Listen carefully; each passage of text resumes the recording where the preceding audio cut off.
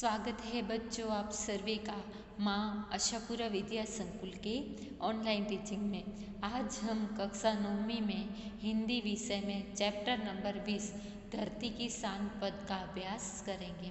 विद्यार्थी मित्रों, हमें आगे के वीडियो में पंडित भरत व्यास जी के बारे में पढ़ा था और थोड़ा सा पद का भी अभ्यास किया था। तो आज हम आगे का अभ्यास करेंगे। सबसे पहले हमें जो आगे पढ़ा था उसका क्या करेंगे, थोड़ा सा पुनरावर्तन। आगे के वीडियो में क्या बात देखा था कि जो कवि है वो क्या बताते हैं कि जो भारत माता के जो संतान हैं तो इस धरती पर उसका क्या है, गौरव है। वो उसमें इतनी शक्ति है कि वो तूफान को भी अपनी मुट्ठियों में बंद करके रख सकता है और सचमुच मनुष्य ही बहुत ही महान है और वो बहुत ही शक्तिशाली है, ऐसा वो कवि बताते हैं। आगे देखते हैं। तू जो चाहे पर्वतों को पहाड़ों से फोड़ दे, तू जो चाहे नदियों को मुख को भी मोड़ दे, तू जो चाहे माटी से अमृत को निचोड़ दे, तू जो चाहे धरती को अमर से जोड़ दे।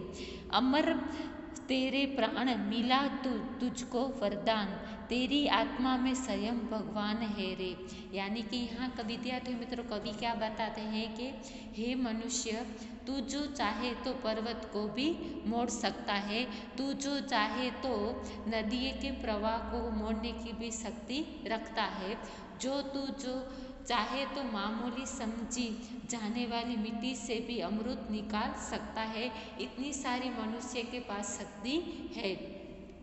तू धरती को आकाश से जोड़ भी सकता है, ऐसा कवि कहते हैं कि यानी कि तुम्हारे में इतनी सारी शक्ति है कि तुम पर्वत को भी मोड़ सकता है, नदियों की जो प्रवाह होता है उसको भी मोड़ सकता है और जो मामूली समझने वाली जो मिट्टी है उसमें भी अमृत भी निकाल सकते और धरती को आकाश से भी जोड़ सकता है। इतनी सारी तुम में शक्ति है, ऐसा कवि बताते हैं। हे मनुष्य, तेरे प्राण को अमर रहने का वरदान मिला है, तेरी आत्मा में स्वयं भगवान रहते हैं, इसलिए तुझे मरने का भय नहीं होना चाहिए। यानी कि इन पंक्तियों में कवि क्या बताया है कि इन सब बातों में कि तुम्हारी में इतनी सारी शक्ति है तो तुम्हारे अंदर तेरी आत्मा में स्वयं भगवान है, वो बसे हुए हैं, इसलिए तुझे मरने का भय रखना नहीं चाहिए। आगे देखते हैं। नैनों में ज्वाल, तेरी गति में भूचाल, यानी कि ज्वाल यानी अग्नि का लपट, भूचाल यानी भूकंप, तेरी छाती में छिपा महाकाल है। पृथ्वी के लाल यानी कि बोह, तेरा हिमगिरी सा बाल, तेरी भ्रुकुटी में तांडव यानी विनाश करने की शक्ति का ताल है। निज को तू जान, जरा शक्ति को पहचान, तेरी वाणी में युग का आह्वान है रे। आह्वान यानी पुकार। यानी कि इन पंक्तियों में कवि क्या बताते हैं विद्यार्थी मित्रों, कवि कहते हैं कि हे मनुष्य, क्रोध से भरे तेरे नेत्र अग्नि की ज्वाला के समान बन सकते हैं, तेरी गति में भूकंप लाने की शक्ति है। यानी कि कवि क्या बताते हैं कि तेरी जो गति है उसमें जो भूकंप लाने की भी शक्ति रही है।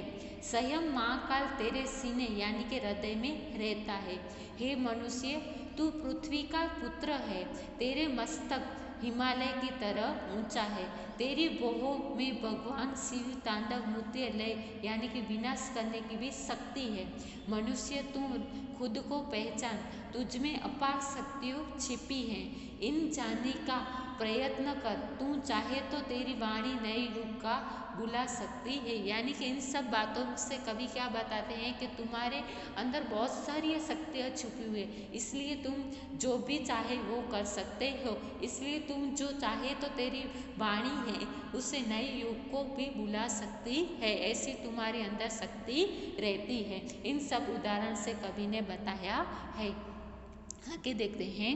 धरती सा धीर, तू है अग्नि सा वीर, तू जो चाहे तो काल को भी थाम ले यानी रोक ले, पापों का प्रलय रुक के पशुता का शीश झुके यानी मस्तक, तू जो अगर हिम्मत से काम ले, गुरु सा मतिमान यानी कि बुद्धिशाली, पवन सा तू गतिमान यानी कि रफ्तार वाला, तेरी नभ से भी ऊंची उड़ान है रे।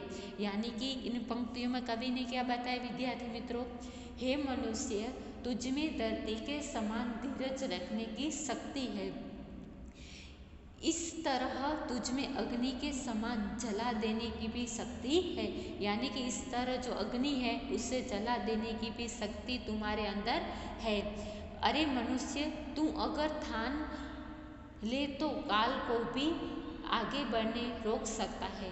आज धरती पर जो पाप की बाढ़ आई है, जो चाहे तो उसे भी रोक सकता है। यानी कि कवि क्या बताते हैं कि जो धरती पे जो पाप करने की जो बाढ़ आई है उससे भी तुम रोक सकते हैं। इस इतनी सारी तुम में शक्ति छुपी हुई है। जो पशुता आज अपना सिर उठा रही है, हिम्मत से तुम उसे परास्त कर सकता है। हे मनुष्य, तुझ में बहुस्पति जैसी उच्च कोटि की बुद्धि है और तू वक्त के समान गति रखने वाला है, इसलिए तुझे आकाश जैसी चाहे वैसी उड़ान भर सकता है। यानी कि कवि क्या कहते हैं कि तू आकाश से नभ की तरह, आकाश की तरह जो तू चाहे तो वैसी उड़ान भर सकते हैं। यानी कि यहाँ इन सब बातों से कवि है वो भारत माता के जो पुत्र है उससे क्या पता है कि तुम्हें गौरव होना चाहिए कि तुम इस भारत माता के संतान है और तुम्हारे अंदर बहुत सारी शक्तियाँ हैं। उन सब उदाहरण से बताते हैं कि तुम्हारी सारी अंदर इतनी सारी शक्तियाँ छुपी होती है कि तुम जो भी चाहे वो कर सकते हैं और रोक सकते हैं और अपने को आगे बढ़ा भी सकते हैं और जीवन में आप वैसी आकाश की जैसी ही उड़ान भी भर सकते हैं। इतनी सारी तुम्हारे में शक्तियाँ हैं। विद्यार्थी मित्रों, आप स्वाध्याय कार्य में प्रश्न नंबर 1 एक वाक्य उत्तर लिखना, प्रश्न नंबर 2 प्रश्नों के उत्तर सविस्तर लिखिए। इसमें प्रश्न नंबर 1, 2, 4 और 5 लिखना। प्रश्न नंबर 3 में काव्य पंक्ति का भाव स्पष्ट कीजिए, वो भी लिखना। प्रश्न नंबर 4 निम्नलिखित शब्दों के समानार्थी शब्द लिखिए, वो भी लिखना। प्रश्न नंबर 5 विलोम शब्द और प्रश्न नंबर 6 सही विकल्प चुनकर लिखना। ये सब आप अपनी पक्की बुक में लिख देना। Thank you.